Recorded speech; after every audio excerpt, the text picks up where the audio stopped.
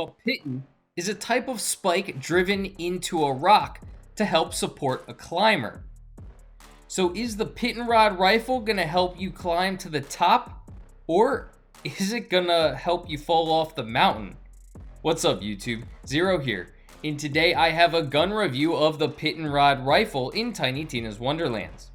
In this video, I'll go through the overview of the Pitonrod rifle that I'm utilizing in this video. Then I'll get into some more gameplay. I'll talk about the pluses and minuses of the Pitonrod. Then at the end of the video, I'll get into Fate or Hate. Is the Pitonrod rifle fated to be in the Fate Maker's inventory? Or are you going to hate it, and should you trash it immediately? Before I get into it, I do want to say if you do enjoy this video, feel free to give it a thumbs up and hit that subscribe button for more Tiny Tina's Wonderlands content. I do a bunch of other RPGs, so feel free to check those out as well.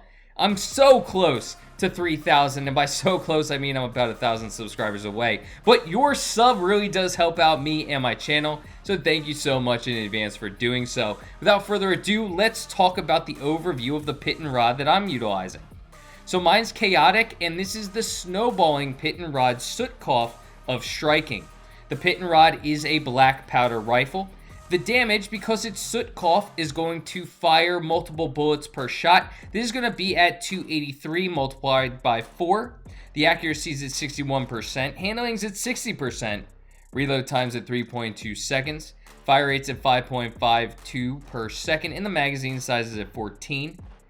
Enchanted on action skills start, increased damage dealt by 20% for 20 seconds. This is increased critical hit damage by 10%, minus 49% gun damage, and minus 23% fire rate. This consumes 2 ammo per shot. The zoom is 6.5 times, and crossbolts deal 4% increased damage for each crossbolt stuck in the target. Bolts last 6 seconds. So that works really well with the Sootcough version of the rifle. Because my damage is multiplied by 4, I'm going to be able to stick a lot of crossbolts in my enemy relatively quickly. Now you can see that I am only consuming 2 ammo per shot, despite the fact that my damage is multiplied by 4, which is really nice because I can stick a lot of crossbolts in an enemy in a relatively short time, dealing extra damage, that 4% increase per crossbolt that we just saw on the overview of the rifle. So that's really nice. I can deal a lot of damage with this Pitonrod rifle. Now, let's talk about the zoom. I really don't like the 6.5 times zoom on this gun. The Pitonrod rifle is really more of a medium range rifle. I don't want to necessarily use it over longer ranges because I want to stick as many crossbolts in my enemy as possible. The accuracy is at 61%, but if you're firing at the medium ranges, it's relatively easy to hit your target. Now, I don't want to be in extremely close range because the gun just doesn't fire that quickly. But being at the medium range is the sweet spot for the Pitonrod. So having that extended zoom just doesn't feel right. You're going to see that I fire a lot from the hip when utilizing the Pitonrod rifle based off of the zoom that I do have on this rifle. The reload's not great, it is pretty slow.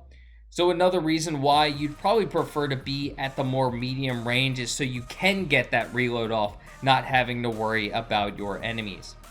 Consuming only 2 ammo per shot is a nice benefit because I'm multiplying my damage by 4, so I can deal that increased damage to my enemies, which is always nice.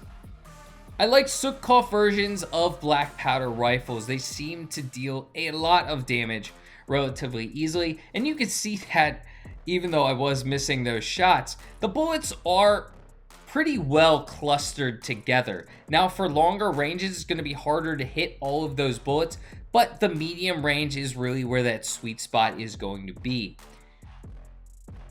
So now that we've talked about the gun, let's get into Fate or Hate. Is this Pitonrod gonna help you climb to the top, or are you gonna fall off the mountain? I've always loved Jacob's rifles in previous Borderlands games, and of course Black Powder is the knockoff version of Jacob's. The saying always was, if it's not a one-shot kill, are you really using a Jacobs? Jacobs has always been known for the high damage output, the critical hit monster. The Sootcough version helps the black powder rifles really realize the damage potential of black powder rifles. My damage is multiplied by 4 and I'm only consuming 2 ammo per shot. On top of that, for every crossbolt stuck in my enemy, I'm dealing increased damage over a time. This is really beneficial to this rifle, and when firing at the medium ranges, this rifle can really tear through enemies. I'm loving this rifle and I recommend fading it. You're gonna love it as well, especially if you like black powder. Let me know in the comment section if you've used this gun and what you think of it. I hope you have a great rest of your day, and until next time, peace.